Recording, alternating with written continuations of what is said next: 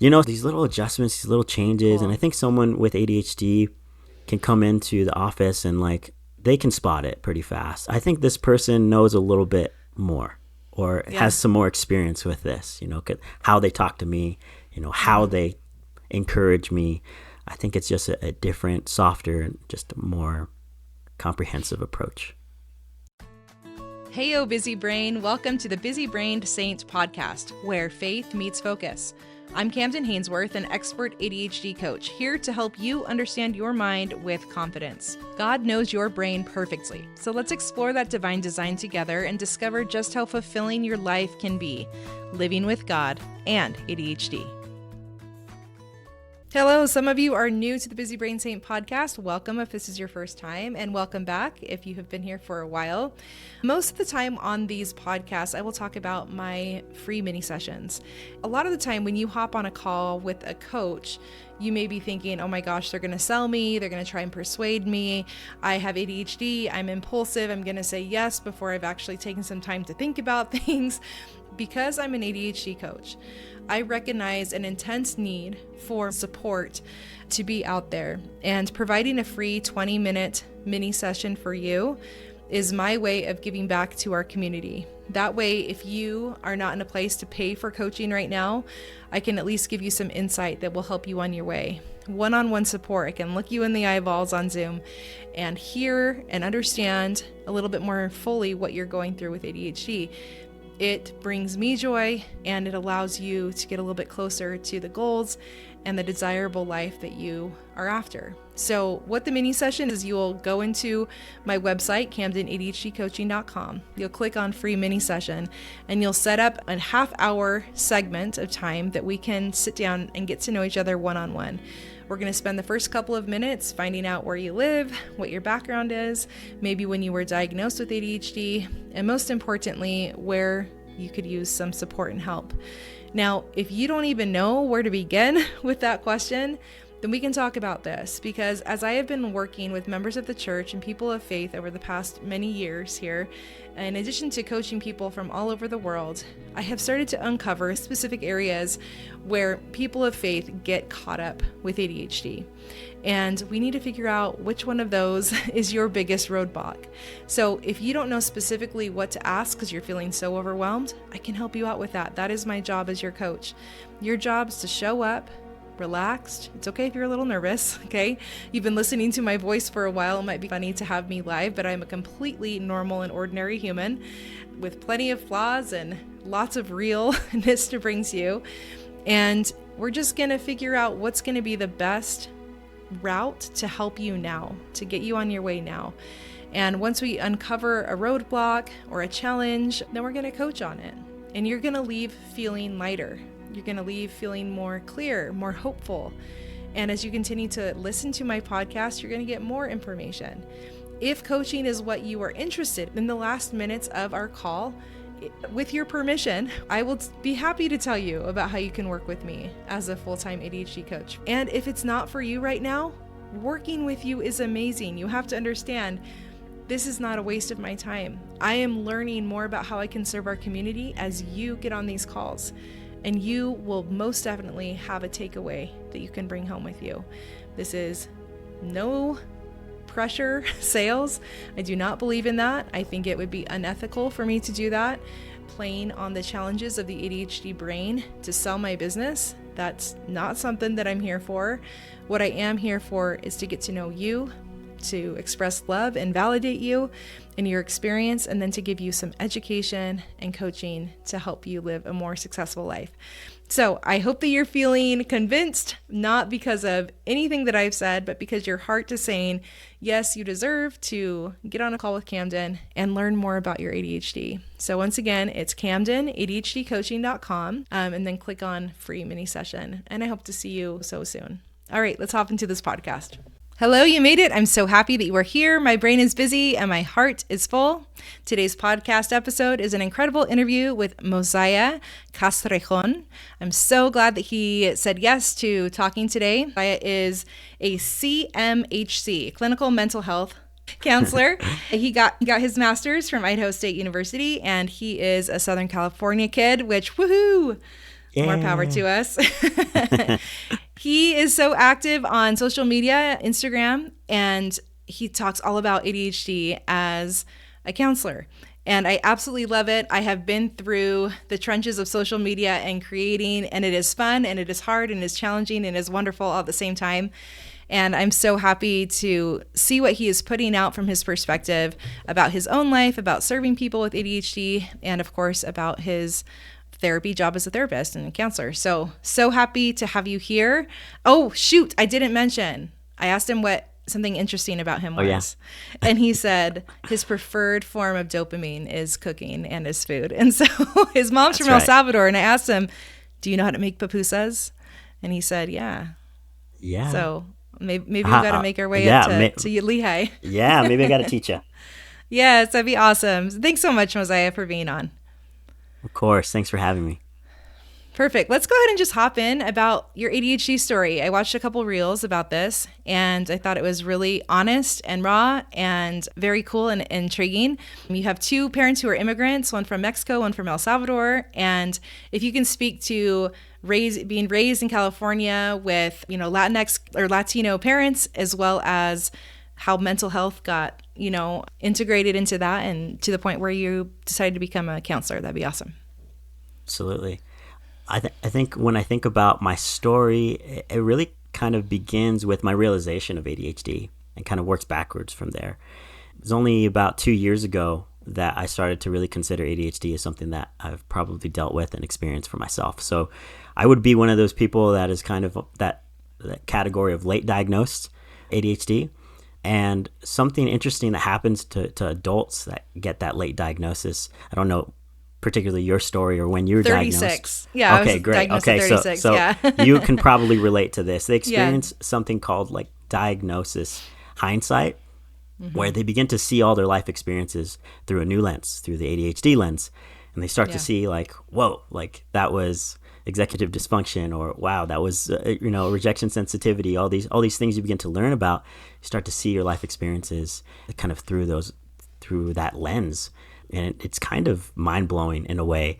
And it kind of creeps up on you sometimes, especially as a parent, when you start to have your own kids and they start to, show little bits and pieces of what it was like to be a kid, or reminds you what it was like to be a kid. And you're like, I went through that similarly, or I reacted differently to these kind of situations. Like, so that all came to be, being a clinical mental health counselor, that you get a lot of people coming in with prior ADHD diagnosis, and you're also diagnosing and learning to assess and learning to treat ADHD clients. And so in my natural progression of being kind of an ADHD-informed counselor, I'm starting to learn and to also treat and to observe and experience ADHD within the clinical setting. And what I realized, kind of long story short, is after a few 10, 20 ADHD clients, I'm realizing, wait a second, like, how come I relate so closely to these people? Yeah. And like, how come we do really well together? How come we vibe together? And how come like half of my caseload are ADHD people? What is it about me? What is it about them? So I began to get really curious about that. And then soon realized that I fit very much the criteria of a late diagnosed, or high functioning is also a term that people use, a high functioning ADHD person. But to kind of comment more towards your question of like how the culture and how my background played into mental health growing up, and how ADHD was either talked about or experience growing up from my background, it really wasn't. We never talked about mental health. ADHD was not a thing, really. I had a nephew that had ADD at the time in the early 2000s, and we knew that he was on Ritalin, and it was very new, and he was very hyperactive and kind of all over the place, and we just didn't really know what it was, and so we kind of just didn't talk about it or didn't really familiarize ourselves with that, nor did we ever use mental health language growing up. It just wasn't a vocabulary that my parents had coming into America. And even the time period, so there's like cultural differences, but also the time period, I feel like it's so much more normal, and there's less critique, and it's not as taboo as it used to be. So yeah, that makes sense. Yeah. Yeah. So growing up, we didn't really what talk led much you about it. to Yeah. study psychology then? That's so interesting. Oh, to kind of go down that route. Yeah, that's a good question. It's hard for me to answer that kind of question in a concise way, but All the I think nuance, yeah, we're good at yeah, that with ADHD. We like all yeah, the background information. Yeah, for all the sure. details. I think if I were to kind of summarize that well, I think I've always had a fascination with humans, with people. They have been my hyperfixation ever since I can remember. Understanding people. Like, I Yeah. always found people to be the most interesting thing that one could learn about because everyone's different. And I've been talking to folks lately, and I've put out some content about this particular issue, but I believe that mental health professions attract ADHD people because it's designed to be stimulating and ever changing. Yeah. Deep. And so, yeah, and Uh-huh. deep and authentic and honest and yeah, and novel and all those good things that really support, consistency with an ADHD brain, which is like so hard to find. So I think there was always that draw towards like fascination with people and wanting to understand them, but also a deep like empathy and a lot of lived experiences. I felt like I could relate to a lot of different kind of people. Yeah. All like where our ADHD brains turn up the volume. I mean, you've Yeah. probably seen content where who was it? There's this one reel that's going around right now, and she's like, I can't do small talk. And I mean, we've talked about this for forever. Like small talk it can only go so far, you know? And the guy interviewing her is like, wait, so if I came in and I was like, hi, nice to meet you. What's the meaning of life? Do you believe that God is real? Do you think that, and she'd be like, I would be there for every ounce of that conversation.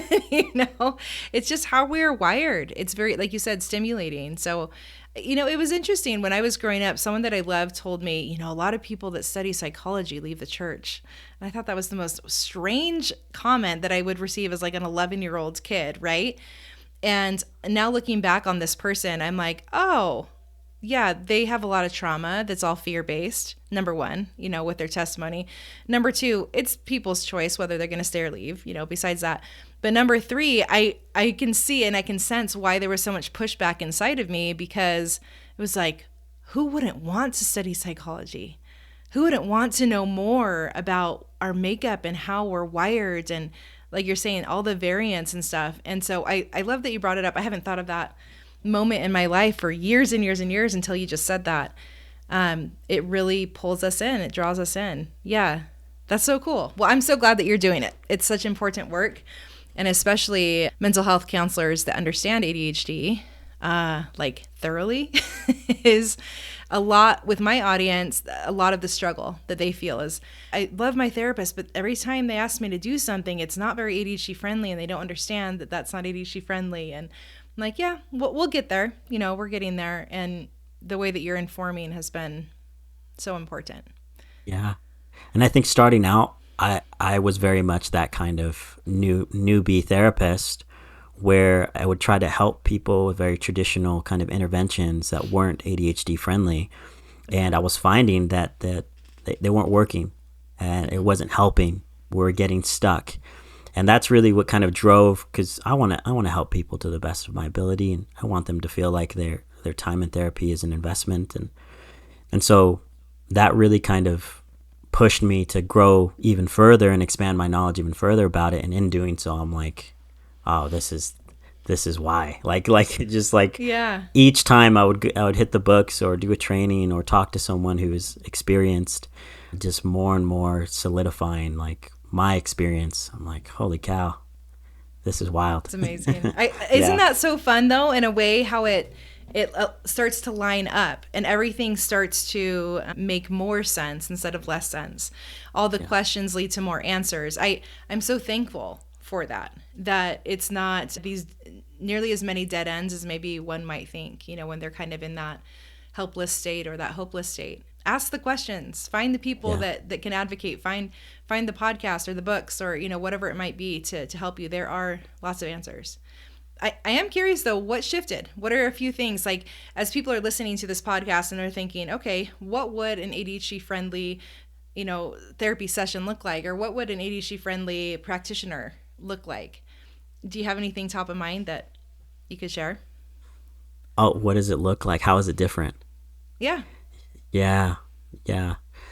I would say an ADHD-informed therapist, they are very mindful of pressure within kind of the therapeutic interventions, and perhaps less heavy on particular assignments or homework. They're also very much interested. Why is that? Can you speak to why that is? Yeah, the pressure. It usually results in avoidance or procrastination. The pressure stresses out the ADHD brain. They become dysregulated and task paralysis ensues, or we avoid things. It feels like too much.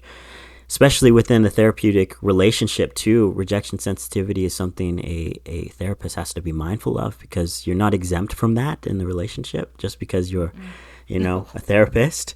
And so the moment you share something with someone, their brain is hyper alert to how they're being perceived and whether they're doing a good job and whether they're going to be viewed as, different or not enough. Yes. It can activate that so suddenly. And so you have an acute awareness of the different sensitivities. In my office, for me, one of my sensitivities is light and sounds. And so my office is dim lit, it's quiet. You don't have the neon lights, like no, the hospital lights is what I call those. Yeah. Oh man, they're awful. Yeah. So it's just these little adjustments, these little changes. Cool. And I think someone with ADHD can come into the office and they can spot it pretty fast. They're like, okay, this person's informed. Like even just having fidgets in the room, Right. Okay, I think this person knows a little bit more, or has some more experience with this, how they talk to me, how they encourage me. I think it's just a different, softer, and just a more comprehensive approach. Thank you. And I cut you off. I don't know if you remember now. I totally veered you off. Did you think of You're a fine. third thing? A third thing. Oh man, I'm spacey now. Okay, If good. it comes, Maybe if it comes back to me, if it comes back to me, I'll let you know. It's a very ADHD podcast. Do you run We'll into this circle. a lot on like when you have ADHD? Yeah, and we just keep rolling with it, because if it's okay. important, it will come back, and if not, we're Great, going to talk yeah. about something awesome. Then sometimes I think about, a lot of the time I talk to my clients or people listening, I say, if you're trying to get therapy and counseling specific to ADHD, by all means, find a clinician that understands ADHD. But if you feel like you finally have a hold on it, maybe you've been working on it for a long time yourself, and you need help with your anxiety, or you need help with OCD or a family relationship, and you need to do, something else, continue to advocate for ADHD. Tell your practitioner, when you give me an assignment, I tend to procrastinate because. And it's not your job to take care of them, but if they're there to help you with something else other than ADHD, and they're really good at that, then it's your time. It's okay. You can boss them around a little bit. You can advocate for them, because that's how they're going to help. They're going to grow and learn and grow. And if one is so lucky to have a practitioner that understands ADHD and can advocate for them from the beginning, what a gift. I mean, you're just absolutely giving a gift that I know a lot of people are searching for. So that was really fun to hear. Really, really cool. Okay, well, this question, what does a compassionate, shame-free approach to ADHD look like within an LDS framework? So we kind of talked about rejection sensitivity. We talked about, not having this pressure. But now when we kind of shift into the gospel and how we show up in our callings, or our relationship with God, and not having that transactional relationship with God, I'd love to hear anything you can speak to with that through your perspective. And this could just be a personal perspective, not a clinician's perspective. Sure. Well, something you see a lot of times, not particularly just with men, but just within the church, is a sense of worth or esteem that becomes conditional or tied to what you do, right? And especially with men who value leadership, who value, being able to be of service and be able to provide in certain capacities, we can fall into the trap of getting that sense of self, that sense of esteem or worth from what you do and what you do not do and how well you do it, right? I often call this the kind of the double whammy of ADHD, where you have ADHD and you also have this conditional sense of worth that is tied to productivity or consistency. And the reason I call it a double whammy is because ADHD makes it incredibly difficult to be consistent all the time or to show up in ways that you want to behaviorally, right? And each day is a little bit different. And so when it comes to shame, it's really, number one, it's coming to understand that your brain works differently, operates differently, and that isn't necessarily a choice. And there's different ways that you can reframe that. Some adopt the idea that it's a gift or a superpower that can be unlocked. Some reframe it as this is what I was born with, and learning to manage it and learning how to live with it and thrive with it, you know? And so part of it is really understanding you were given this brain. It's a part of you. And really kind of separating your choice from what you're experiencing neurologically. And understanding that your behaviors are informed by how your brain is showing up sometimes. Yeah. And that's really the first step into accessing compassion through contextualizing things a little bit better. Because when you're not doing what you want to do, or your behaviors aren't reflecting your values, it's pretty easy to see your actions and to see the distance from your values or the ideal, and to say like, I'm not enough, or I'm not doing enough, or this must say something about me, right? That's where shame creeps in. And so just kind of remembering, like, my brain is different, and sometimes it gets burnt out, or sometimes it gets overstimulated, or today's one of those ADHD days where being a leader looks different, or being of service looks different, and that's okay, right? It's all about getting to that point where we can, like, contextualize it enough where we can, like, be able to say, that's okay. This is human. Thank you. Yeah. It's important. I think even in callings, what do you think about, so I hear like there's a personal acceptance and, you know, kind of come into Jesus moment of like, yeah, this is my makeup. I like to say this is my out of box programming, you know, but just because it's my out of box programming doesn't mean that I'm good or bad. It just is. And a lot of people, I'm just going to speak to this real quick, and you already know this. A lot of people say, well, aren't you excusing the behavior? No, we're explaining the behavior, right? And once that explanation becomes more clear, then I find we have more choice, right? Is what you're saying. We see maybe a goal in mind, and now that we're understanding the truth of the whole story, now we can decide if this is actually working out just fine, and we can take off some of the shame and the guilt, or how can I utilize this brain I have to get me to that next step. And I'm sure that that's what you help people do every single day, is not only gain that sense of self, but use that sense of self that's beautiful and glorious and God-given to help them become and be, you know, more of what they want to be. And sometimes their goals shift and change. I'm reminded of a kind of an intervention that I sometimes find myself using with new parents. I tell them, hey, when your baby is born, or when your baby was born, whatever place they're at, I ask them, you know, at what point does that baby have worth? At what point are they good? And if you have someone that has this kind of belief or this sense of worth that's tied to what you do or accomplishments or some set of behaviors, and you apply that to that baby. It's like, well, that baby, I mean, they're 5 seconds out of the womb. They haven't really accomplished much, but maybe poop or pee, cry. So if we're going to use this belief system or this framework, you know, would you apply it to the child? Why or why not? Right? So at what point does that child have its worth? Right. You know, it isn't what it's doing. It isn't the value it's providing. And some people might say, like, oh, it's the baby's potential. Like they're gonna live a long life and accomplish great things. And it's like, okay, well, what about your 100-year-old grandma? Yeah. You know, does she lose her value because, you know, she's 100 years old? No, yeah. Right? No, It's inherent. It's a human right. It's God-given. And so I think a part of really accessing self-compassion is this idea of like trying to see ourselves the way God does, right? Yeah. And something I add to that is like God has full context at all times and in all places, and we don't. We get so zoomed in to what we're doing and not doing. We get so fused to the behaviors or expectations we're not reaching that we lose sight of the story. And so the practice of compassion is really zooming out and seeing more to the story. And ADHD Absolutely. education is a large part of that.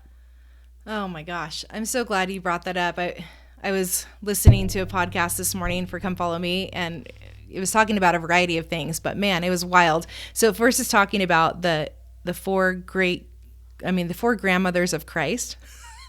So going backward, that are mentioned in the scriptures. And those stories are wild. Okay, they are wild. Essentially, I mean, you've got anyway, I don't want to get into it, but I was looking at the story of these women that would bring forth the Son of God. And if you were just to look at their one story as singular, or even their one act that the author of the scriptures decided to put in there, you might have any variety of terrible judgments on any one of these people. Yeah. But as you see the story unfold, whether it's within their own life or within generations leading to the Savior, everything starts to make sense. And you can see the worth of every person and God making beautiful things out of every single person's choices because he knew they were imperfect and doing the best they could. Not because they were perfect or because they did it one singular way or they had a type A personality or, whatever it might be. And so bringing that through the context of the gospel, which sometimes I'd like to do on this podcast, is so beautiful. We can see it. We can see God's hand in their life. Can we see it in our own? I love your invitation to zoom out, to see the bigger story, to see that we're really not supposed to understand moment by moment, but over time, we get more perspective on who we are and who other people are. And I think about maybe even in relationships, church callings, neighbors, spouses, partners, families of origin, what might happen when we start to have more compassion on ourselves, how that might extend to other people, how we might communicate that more. I'd love to hear more of your thoughts there too. How can we advocate for ourselves and others when we understand our own ADHD, our own brains a little bit better? Yeah. The first thing that comes to mind is I think the best thing that we can do is to be places where stories can be told safely.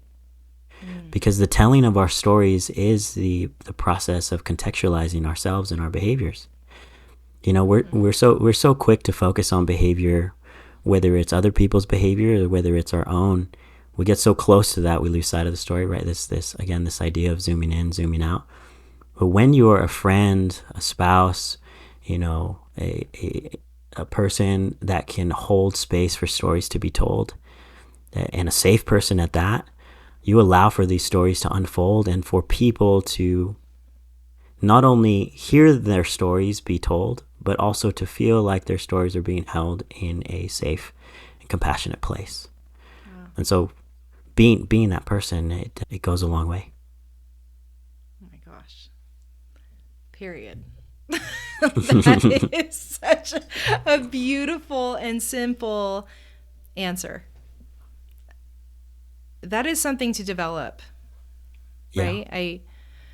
And yet, if you're listening with ADHD, which 95% of our listeners are, go back to what Mosiah just said too at the very beginning as to what drew him into psychology, drew him to know this.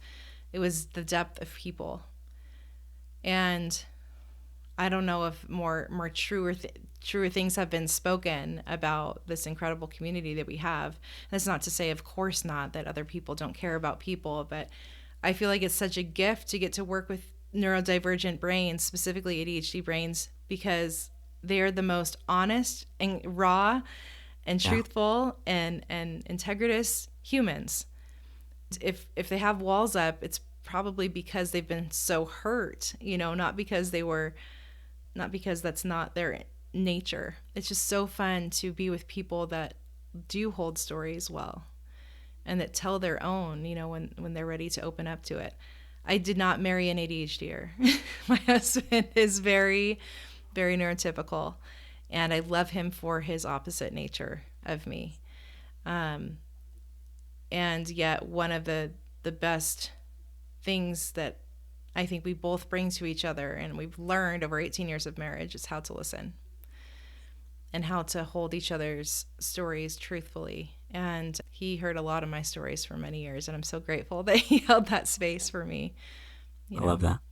So cool. Thank you, Mosiah. Of course. You are a professional. You are Yes. You are an entrepreneur. Maybe that's the wrong word. You're a professional and you're a content creator. And you have children and you're a spouse and a partner.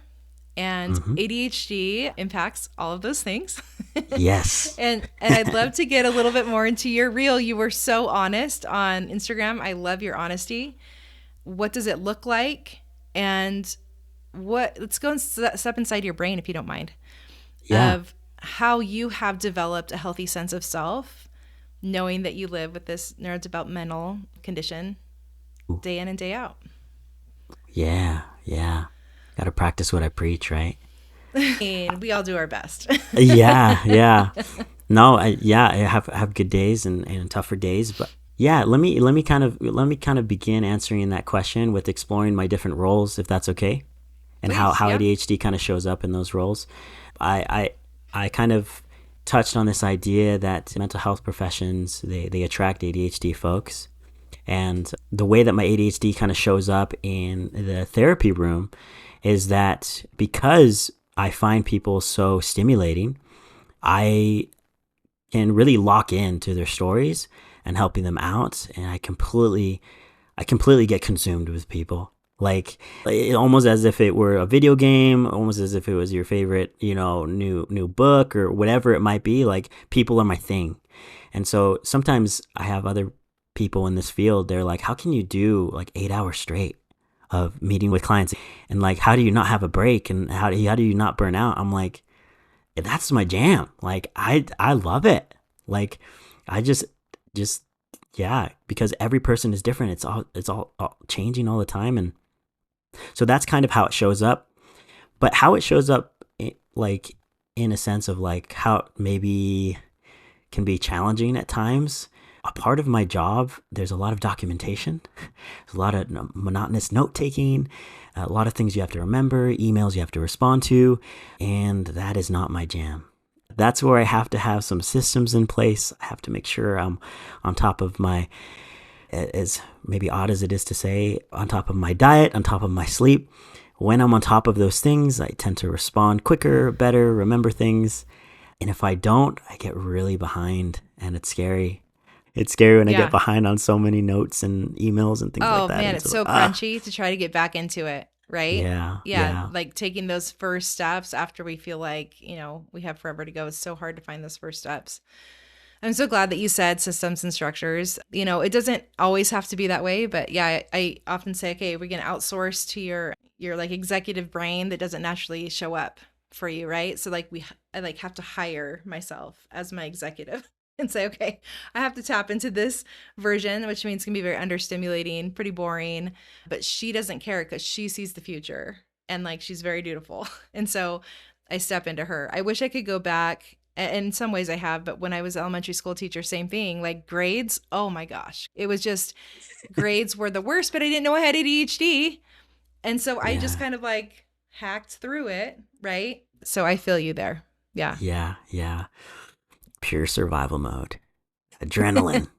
It'll get you there. We get it done. It'll get you there. Yeah. A roll. Yeah. I'll go to parenting next. I think parenting most recently is where I'm most aware, especially with young children. I got a 5-year-old and an almost 3-year-old. This might be, I don't know if it's a hot take or maybe people won't like me saying Bring this. it. We like the hot takes. It's all good. Bring it. But sometimes your children who you love dearly and deeply and who deserve your time and attention don't always get it. And that can be really hard. And the things that they find fun and stimulating and exciting, your brain does not. And so you have to always like reconcile like not like taking time to self and taking care of yourself and taking steps away and regulating and taking breaks when your kids are pulling at your clothes and begging for your attention, and it breaks your heart every time. It's like, I cannot give you what you need right now. I need a break. I need to tap out. And that can be really hard as a parent to like sit with that. It's like, sometimes you can fall into this trap of like thinking, if I was just better, I'd be a better parent. If I could just show up and be more present, I can. So you have to navigate that, right? Not get down on yourself and find what works. What does the compassionate side of you say, though? That compassionate counselor, what do they say to you, like to yourself in those moments? Yeah. The more like a reframe or a more healthy Yeah. way to see that. Mm-hmm. Yeah, my version is actually, I am quite verbal about my brain with my children. Good. And so it's very out in the open with them. And so I'll say things like, "Hey, I can see this is really important to you. I know you want to play with me. You want to do this game." So I validate what they're wanting.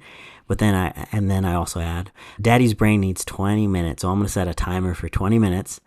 And then Daddy will come back from 20 minutes and he can be more present with you. And we can have a good time with this game." So that's kind of what compassion looks like to me, and also helping my children kind of understand Daddy's brain is just a little bit different. Because then what are you doing? You're educating the next generation, now That's the idea. Now it's going to be easier for them to talk about their own brains, their own needs, their own experiences, because they've seen it modeled. It's so cool. You should hear my oldest talk about her brain. I don't know how much of it comes from me, but she'll surprise me at times. She was like, my brain cannot stop thinking. I'm like, what is it? What is it thinking about? Yeah. Or just like, my brain hurts, just these comments. I'm like, I just love the young self-awareness about, how your brain is and what's going on. I have a 4-year-old and she says, "Mom, my brain is telling me I need ice cream." I love it. I never phrased things like that as a kid. So what does that give opportunity for? That's great. There's a lot of things your brain will tell you, but not all of them have to be done. What else could your brain tell you right now? Or what could we talk with and tell your brain? The kids are they're very, especially at that age. You said you have a 3 and a 5-year-old. Yeah. Oh man. Yeah. They're like developmental. They have hardly any inhibitions. They just teach us so much. I so appreciate you saying, though, the understimulating work of being a parent is very real. To your point, I thought that I was a bad mom because I found parenthood very boring. And more than boring, not only was it boring, it was also very overstimulating. I had 2 kids that have ADHD, have been diagnosed, and they were within a year of each other. My oldest is adopted. And so there's a lot of layers as well to that. And I was like, what is wrong with me? I was the oldest of 7 kids. I was like an elementary school teacher. I was a nanny for 3 or 4 summers. So all things should suggest, right, that you should be having a different emotional or cognitive experience. Yeah. Right. Yeah. Yeah. So it's something that I find with a lot of my female clientele. I haven't talked to a whole ton of my male clientele about that particular instance, but I'm so thankful. Okay, so what about being a partner, being a spouse, a husband? Yeah, being a partner. My wife's great. I could probably talk way too much about her, but I really relate to you being married to a more neurotypical person, and person also that I experience as like my polar opposite, which is great. We love it. We love the dynamic we have. Mm-hmm. She's really great at understanding kind of where my ADHD shows up. And I know your question was about me and how I show up as a partner, but I think it's also kind of absolutely. I think number one is she's become so familiar with how it shows up that it really dissipates a lot of the pressure and perhaps a misplaced guilt that you might feel at times when you're burnt out or overstimulated. And she'll encourage me or remind me to do certain things, and it's like, hey, why don't you go relax for a moment? And sometimes she's aware of things before I am, and that's also quite helpful. But I think sometimes ADHD knowledge is like a language as well. And I think my wife has learned to become fluent in the ADHD language, and so Wow. we can That's talk about amazing. things using the ADHD language. Whereas perhaps earlier in our marriage, certain behaviors were not conceptualized through that lens, and so we didn't really understand why I was avoidant, or perhaps why I was shutting down, or maybe why I, needed certain things or didn't know how to react, or perhaps was too reactive in some instances. But now we just call it what it is, and it's just so much easier. Let it be. Yeah, yeah. Now that I think about it, as I've been posting on Instagram and sharing a little bit more like relationship coded posts, I've been finding a lot of comments that like a concern, or maybe informed by experiences where a partner has been in a relationship with an ADHD partner and have found that experience to be incredibly overwhelming, or feel like they become responsible for like managing their partner's ADHD, and it becomes so much of a burden on a partner. Yeah, I've been pondering this dynamic for a little bit. I don't know how much I have to share with you on it, or what would be insightful, but it's a good question to pose. It is, yeah. I've been really thinking about that dynamic. I'm curious. Before I share, I'm curious what your thoughts are on that, either in your relationship, or kind of flip the script on you a little bit. Yeah, pick my brain a little bit. I'd love to get your thoughts on that. Well, one of the things that they tell spouses when they often reach out to me with a similar, question or thought in mind is, I can coach someone who's coachable, even if they're a little bit coachable, right? So if someone has ADHD, I can coach someone who's at least partially come to terms with, I even hate saying it that way, but partially honest with at least parts of their ADHD. And then we can work on that, and we can move toward that. And usually what it does do is it opens up a door of trust, between the coach and the client. And in the similar way, there's actually lots of things that I could talk about. It's like, in partnerships, it's the same thing. Where can you build trust for that door to open just a little bit? Not to talk about ADHD as like this massive monster that we have to conquer, but maybe in light of particular parts of the day that seem more stressful, or particular parts of the year, or particular family events, or what it is, what's something that we might be able to speak to within that context? And if you think of it as a burden, then that probably means you're bringing that burden energy to the relationship. And that's not to dismiss it. I have a daughter who is, she's exceptional. She's got a lot going on, okay? And if the only thing I ever thought about when I saw her was all these exceptional needs, then what might I bring to that relationship, right? But if I could say, for today, I'm going to find one way to express my love for her, and I'm going to zip my lip one more time about something that maybe would be a normal request, or whatever it might be, and instead show up in gratitude or show up in service. It's a lifelong pursuit, but the more that we can shift our resentment for things and create more communication, or more compassion and understanding, I think that it can really help from that ADHD spouse. But it can only go so far as the person is willing to accept themselves. And we can't choose that for people, right? Yeah. So it is a personal work.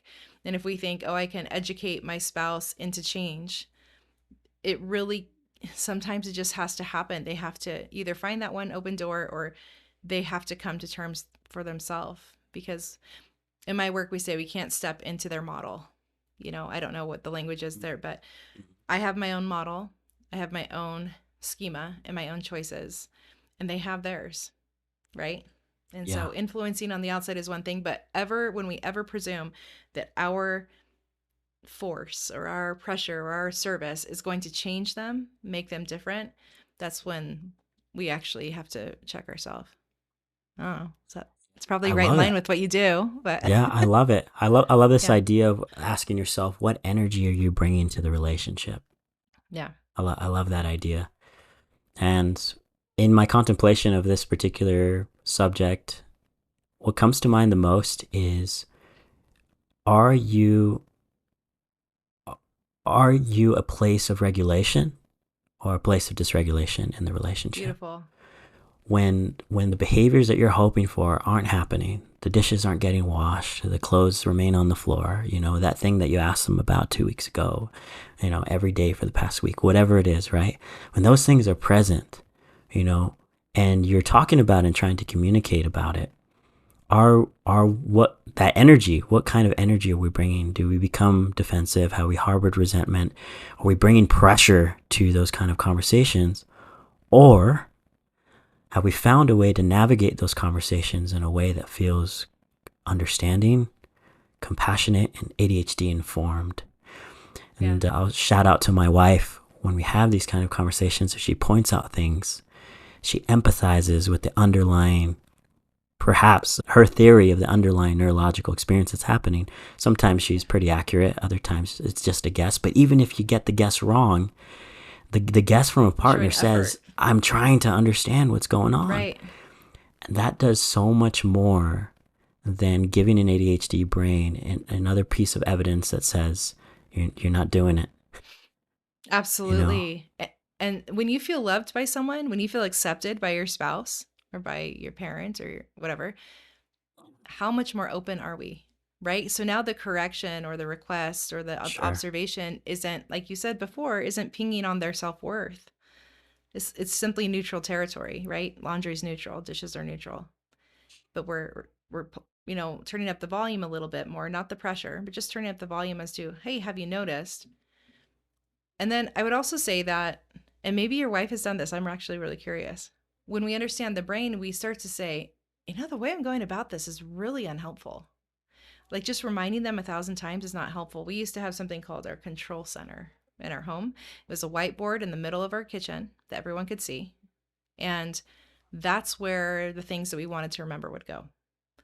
So if there was a door handle that needed adjusting or, whatever it might be, that's where our list was. And the list was neutral territory. But if I saw that my husband had crossed off a couple things, what's that do? Oh, that reminds me. Oh, yeah. This list that's visual and right here exists, okay? He's not pointing to me to do anything, but okay, I'm being reminded of it, right? And so if there was never a list that was visual, out of sight, out of mind, I wouldn't have been as engaged in that part of our partnership and marriage. And so get creative, we can get creative about solutions with each other as well. So is there anything else that's coming to mind before we kind of sign off here that you would like to share with, an audience of people that have ADHD, that are LDS or have similar values? And what might be any additional message or thoughts that you could have? 2 or 3 weeks ago, I met with a good friend of mine who also has diagnosed ADHD. And we were playing Settlers of Catan. Love that game. We were just having guys' night. And after we had finished the game, and I won, of course. There. Yeah. We just got talking, and he asked me a question that got me thinking lately. And it's pretty simple. But it was getting late, and he was like, hey, we just got a few minutes left before kind of everyone takes off. I wanted to ask you, like, if you could, like, summarize how to, like, I don't know, like, he didn't really know how to ask the question, but I think the way that he asked it was like, how does someone treat ADHD? And, like, that's a massive question that has no cookie cutter answer, right? And it's like one who has it, one who's been diagnosed. Yes. Very good. He's like, how do you approach treating ADHD? Like, if you could just like summarize with like a few bullet points, like what would be, I don't know, what would be the magic potion or the recipe or the I don't know. And quite frankly, I just looked at him and I was like, well, let me just begin by saying, like, I don't know if there is like a perfect one, because there's a saying with autism. It's like, if you met someone with autism, you've met someone with autism, right? Person with autism, and I think the same applies to ADHD, right? But I entertained the question a bit, and what I came out with surprised me and got me thinking more, and I'm still trying to build on it. So I guess I'll share this to kind of wrap things up. That. Yeah, please. And I said, okay, well, if I were to break it down into kind of 3 major categories, right? I would say number 1, I would start by helping the person become an expert on the topic of ADHD. Become a master on what ADHD is, how it shows up in the brain, how it shows up behaviorally, cognitively. Get all the vocabulary, look into the research, watch all the videos, read all the books. Just become educated, become an expert, I told him, become a person that could give a TED Talk on ADHD. I love that. Yeah. Number one, that would be my number one recommendation. Second to that would be starting your journey of self-compassion. Really eradicating all the shame in your life regarding productivity, behavior, anything ADHD related. Finding a way to be kind and to see yourself as human and to respect your difference and uniqueness and to learn the art of contextualizing your life and every given moment you have. Self-compassion, self-compassion. That's what I told them. And then third would be all the kind of the typical traditional stuff. Like find the tools and the systems that are going to help support the executive functioning and all those kind of things. Find the tools that are going to support your nervous system. Like find the tricks, like look into the hacks, find what works for you, design a treatment plan or to get that toolbox that is unique to your circumstances and symptoms. So if I had to put it into three major categories that I would really, summarize how to help That's ADHD, awesome. It would be those three pillars, I guess. But I'm not set on that quite yet. And obviously that was like a very quick answer. It was a very insightful, quick answer. Your brain gave you some, beautiful things. I don't think I wouldn't disagree with any of those. I mean, that is essentially like self-acceptance. How do you accept yourself first is by learning about your brain. And then you learn self-acceptance by being compassionate to that brain. And now that you do that, what are you going to do next? Yeah. Essentially, right? Yeah. So that is the work. That is the work of healing and progress. And thank you. I really appreciate that. And just I think even more the fact that your friend would ask you that question. How many of us have something inside of us, whether it's ADHD or something otherwise, where we have this question as to like, where do I even begin? Yeah. How do I even start? Yeah. And I think it speaks volumes to the fact that your friend at the end of a very big game night would say that. How many of us also have such burning questions that we don't know who to ask to? So thank you for bringing that up. Yeah. It's going to respond to many people's questions here too. So thank you. Thanks so much for being here, Mosiah. Can you first off tell us your handle? I didn't even ask you about what inspired you to start to create content. Oh, yeah. So if you want to say that and then tell us your handle and where people might be able to reach out to you, whether that, if they live in the area and they are looking for a therapist, if you have a wait list or if you're taking new clients, whatever it might be, I'd love to put that on here.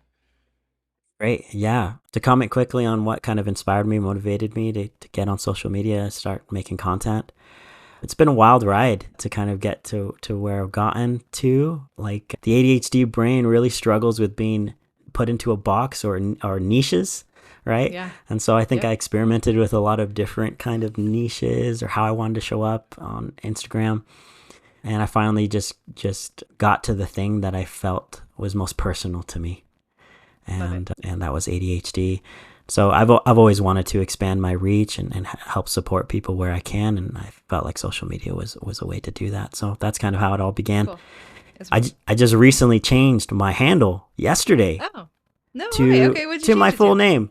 To my full name. Okay. It's just my name now. And what was it before? I can't even remember. Castrejon. It was mental health, Mosiah. Oh yeah, that's right. Okay. Yeah, but now it's just my full name. Cool. And there's a wait list. There's some openings and do mental health counseling and also specialized ADHD treatment. I'm currently working on trying to get something up and running for a coaching program. Awesome. So hopefully in the near future, I'll have something like that. But yeah, you can find me on Instagram, Mosiah Castrejon, and then my Psychology Today is up there. You can click on that if you're interested. But that's kind of where I'm at right now. Yeah. Thank you so much, Mosiah. Thanks for your time and your insight and openness into your brain and your family and your own ADHD diagnosis. It's been very beneficial, and I hope that we get to meet in person soon, or at least have you back again some other time. It's been amazing. Thanks for having me. Thanks for tuning in to another episode of the Busy Brain Saint podcast. If you're eager to explore the world of ADHD coaching, make sure to connect with me on Instagram at Camden_ADHD or visit my website, CamdenADHDcoaching.com. For more LDS-specific ADHD content, don't forget to follow this podcast and join us on Instagram at The Busy Brain Saint. Listen, I'm here to support you on your journey. I cannot wait to have you as a part of our community. Stay engaged, stay inspired, and remember, you're not alone here. Thanks for being a part of the Busy Brain Saint family.